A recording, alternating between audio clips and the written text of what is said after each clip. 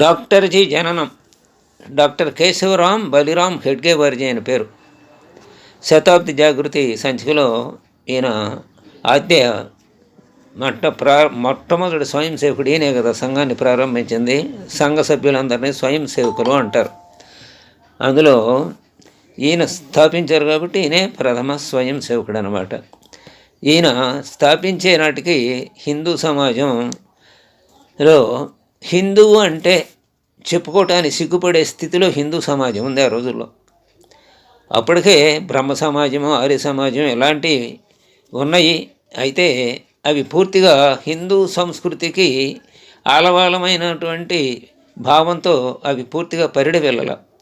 అందుచేత ఈయన అలా తాను హిందువునని చెప్పుకోవటానికి సిగ్గుపడేటువంటి హిందువుని, నేను హిందువుని, నాది అనే విస్మృతి నుంచి ఆత్మస్మృతిలోకి తీసుకురావడానికి రాష్ట్రీయ స్వయం సేవక సంఘాన్ని స్థాపించారు.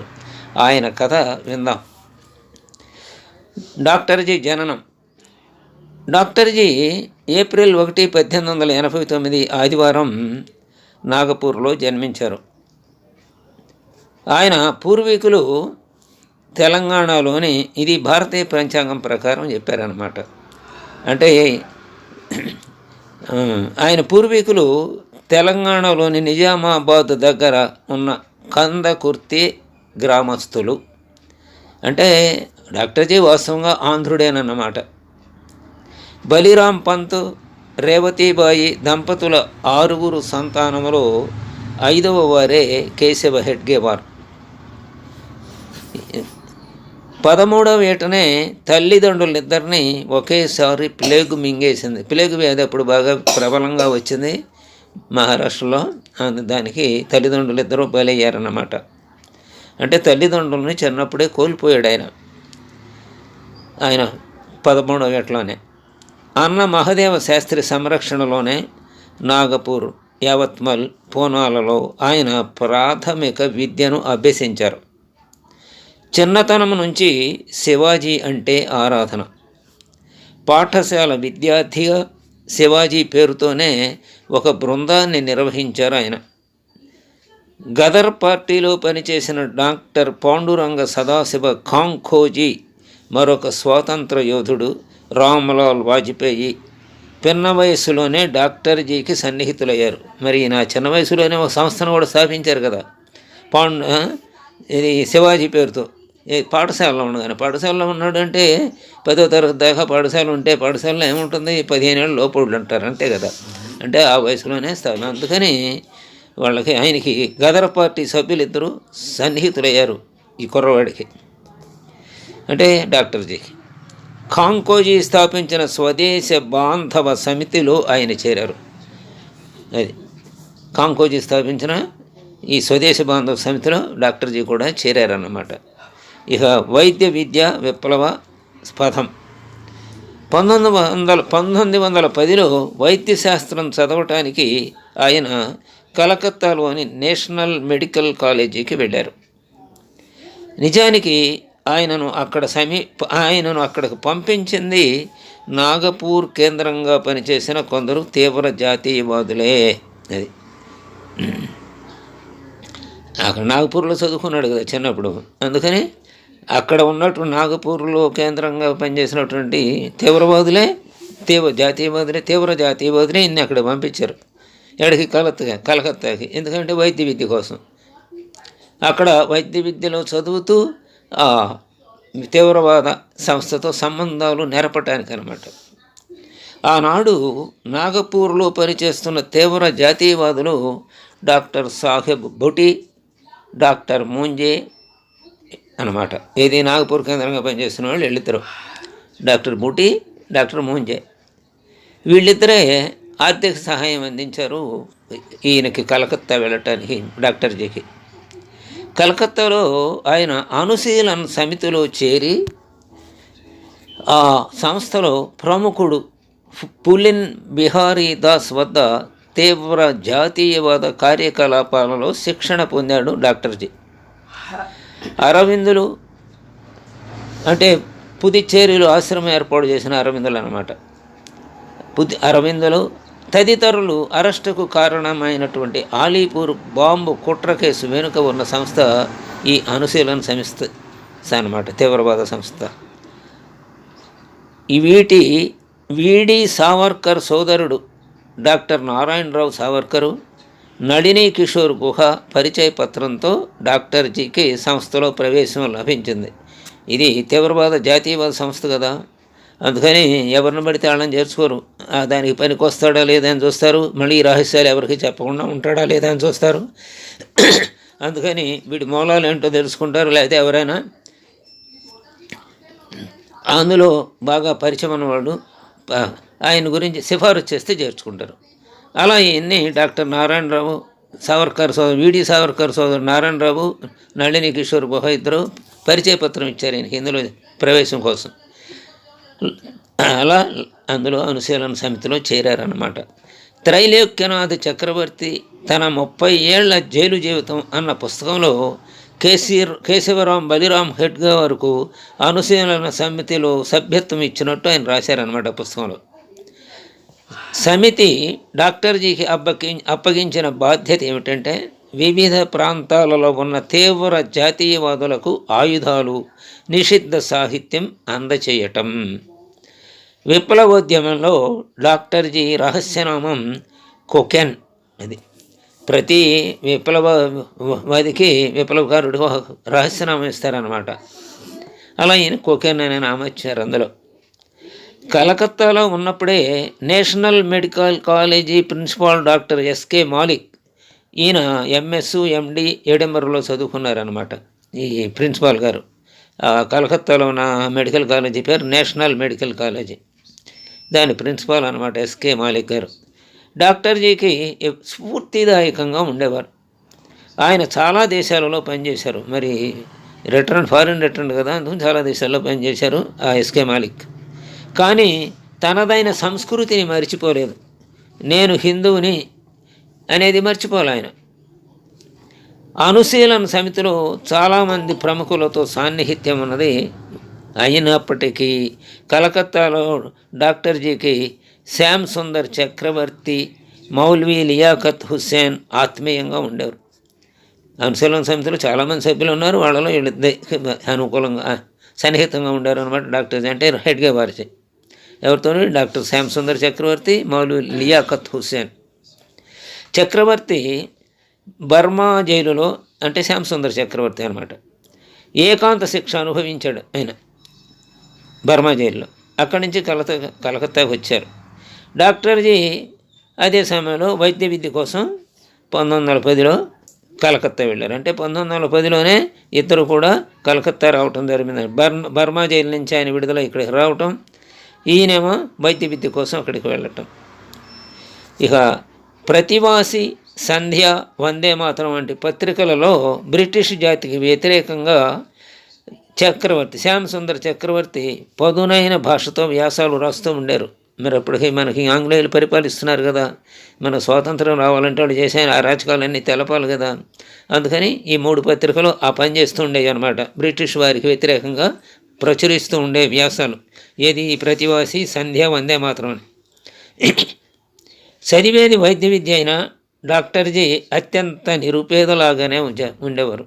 ఈ డాక్టర్ కేశవరావు హెడ్గేవార్ గారు ఎంత నిరుపేదగా కనపడేవారంటే ఒకటే పంచితో ఉండేవారు. కాళ్ళకు చెప్పులు ఉండేవి కావు. ఎక్కువ సమయాల్లో మిత్రులే సహకరించేవారు.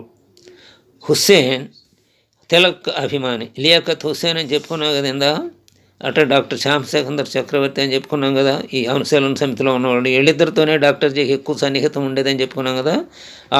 ఆ హుస్సేన్ ఎవరి అభిమాని అంటే తిలక్ అభిమాని, అంటే బాలగంగాధర తిలక్ అభిమాని అన్నమాట.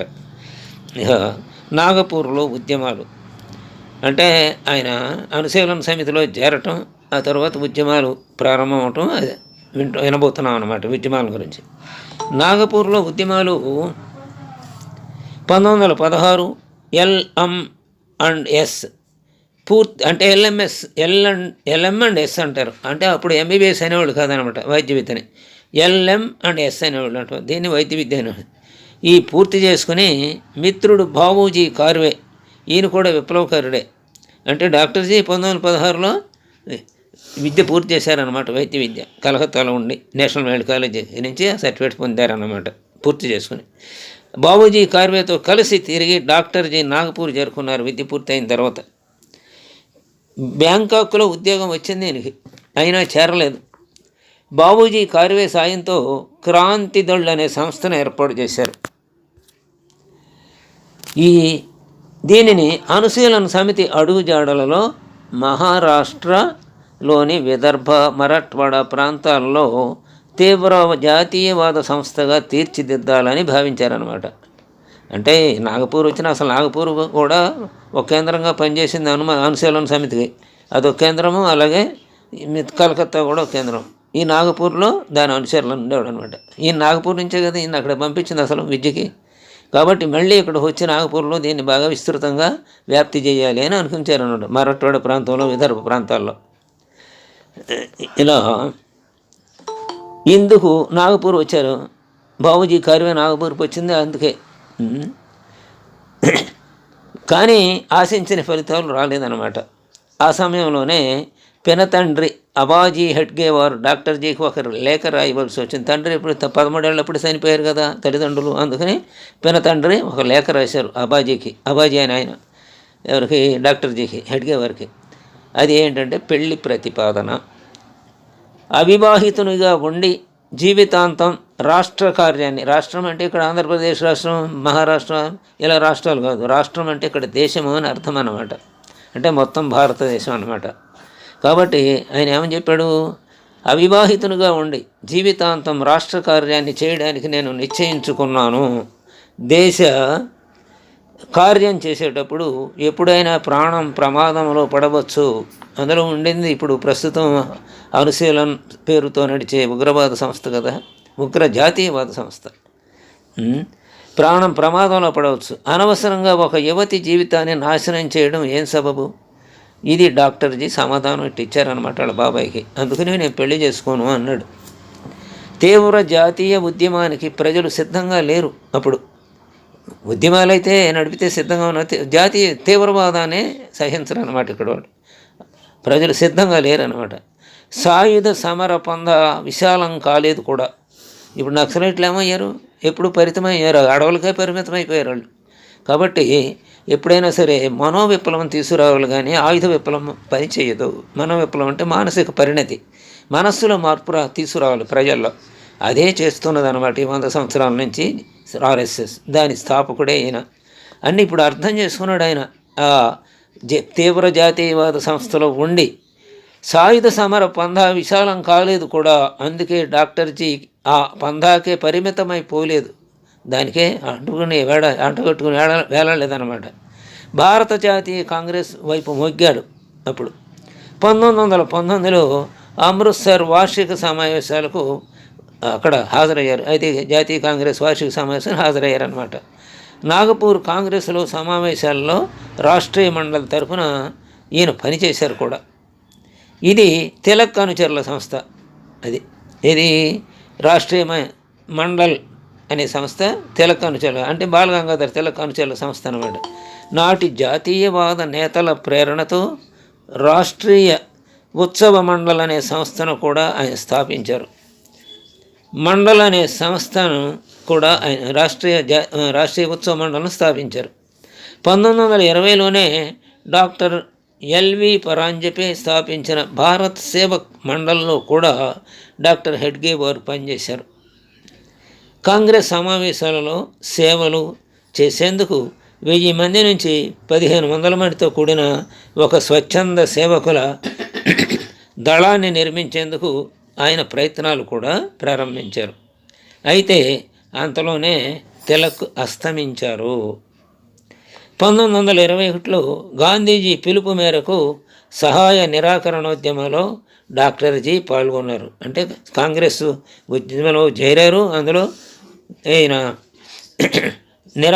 గాంధీజీ ఇచ్చిన సహాయ నిరాకరణ దాంట్లో కూడా పాల్గొన్నారన్నమాట ఆ ఉద్యమంలో. ఆయన మీద దేశద్రోహం మేర మోపి ఈ డాక్టర్జీని జైలుకు కూడా పంపారు. ఈ కేసు విచారణ సమయంలోనే డాక్టర్జీ ఒక లిఖితపూర్వక ప్రకటన చేశారు. ఏదో నోటితో చెప్పకుండా పత్రం మీద రాసి ఒక ప్రకటన చేశారన్నమాట. మీరు నన్ను విచారించడమే నాకు అవమానమని బోనులో నిలబడి గర్జించాడు ఆయన. నేను నా దేశం కోసం పోట్లాడుతుంటే నా దేశానికి ఇతర దేశం నుంచి వచ్చి నా ఇంట్లో ఉండి దొంగగా నా ఇంట్లో ప్రవేశించి నా ఇంట్లో నన్నే మీరు విచారిస్తారా అన్నాడు అన్నమాట. అది మరి అందుకే నన్ను విచారించడమే నాకు అవమానమని, నేను నిన్ను విచారించాలి, నువ్వు ఎక్కడి నుంచి వచ్చావు కానీ నన్ను విచారిస్తున్నావు కాబట్టి ఇది అవమానం అని బోన్లో ఉండి చెప్పేశారన్నమాట ఆయన డైరెక్ట్గా. అరవిందులను కలుసుకున్నారు ఆ తరువాత. అది రేపు తెలుసుకుందాం. అరవిందులను ఎందుకు కలుసుకున్నారు అంటే అది రేపు విందాం. స్వస్తి.